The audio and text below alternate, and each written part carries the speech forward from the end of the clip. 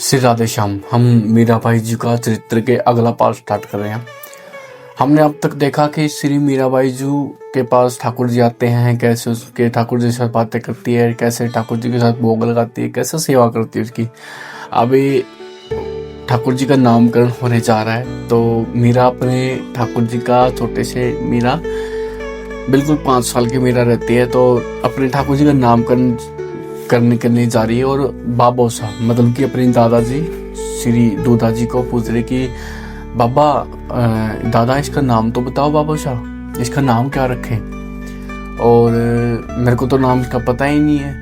तो राव दूधा बोलते हैं कि नाम तो कुछ भी लिख लो, बड़े हैं बड़ों का क्या नाम लिखना है, इनको तो ये कुछ भी रख लो, इसको तो कुछ भी बोल लो प्यार से। फिर बोलते हैं नहीं नाम तो मीरा जी बोलते हैं कि नहीं नाम तो इसका रखना ही है, और बस आप बता दो नाम क्या रखें। तो बाबा साहब बोले कि कुछ भी रख दो। तो बोलते कि एक काम करो, आप नाम बोलते जाओ, जो अच्छा लगेगा मैं वो रख लूंगी। बोले कि ठीक है। तो बाबा साहब राव दूधा सिंह नाम लेते हैं ठाकुर जी का, जो भी अच्छा लगे रख लेना। मीरा उससे बोलते हैं। आगे है ठीक है, नाम बोलना स्टार्ट करते हैं। कृष्ण, गोपाल, मनमोहन, गोविंद, माधव, केशव, मुरली मनोहर और गिरधारी। गिरधारी सुनते ही मीरा बोलती बस बाबा साहब। मीरा उतावली से बोली यह गिरधर नाम सबसे अच्छा है, इसका नाम का अर्थ क्या है बाबू साहब? दिवाली के दिन अन्नकूट होता है ना, जिस दिन अपने 4 पूजनाथ को 56 भोग अर्पित करते हैं, अपने यहाँ उस दिन को खेंकरा कहते हैं। याद है तुझे? उस दिन गाय को भड़काया जाता है और शाम को बैलों की पूजा की जाती है। हाँ बाबू साहब, बैलों की पूजा आप यहाँ बड़े कुंवर साहब वीरमदेव जी करते हैं। उस दिन क्या हुआ था?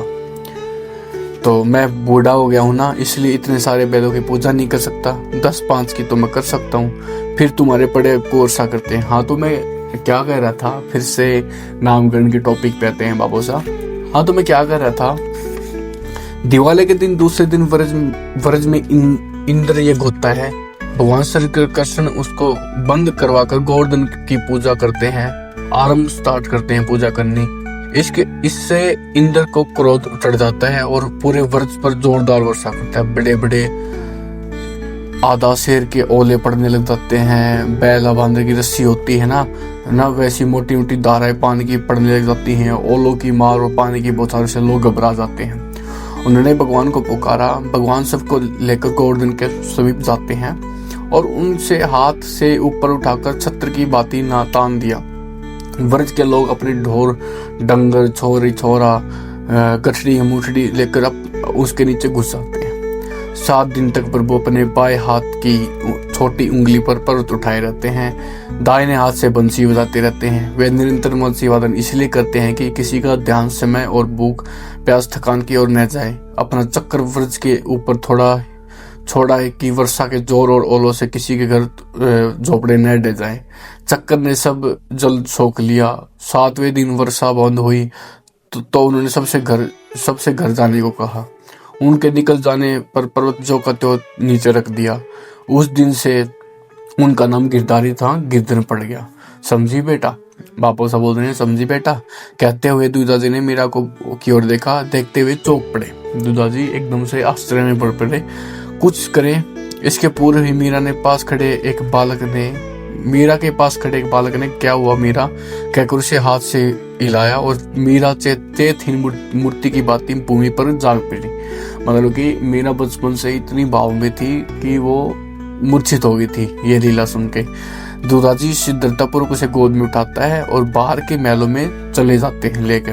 बच्चों के मुख से सारी घटनाएं सुनकर स्त्रियां चिंतित होकर सोचने लगती हैं, हंसती खेलती बालिका को अकस्मात ऐसा क्या हो जाता है। फिर आगे की घटना पे कैसे क्या चलता है, उसकी माता कैसे चिंता करती है, क्या होता है, आगे की चर्चा हम कल करेंगे। आगे बहुत आनंद आने वाला है। तो जय श्री राधे श्याम। प्लीज देखते रहिए और सुनते रहें। श्री मीराबाई का चरित्र डिटेल से पढ़ेंगे जैसे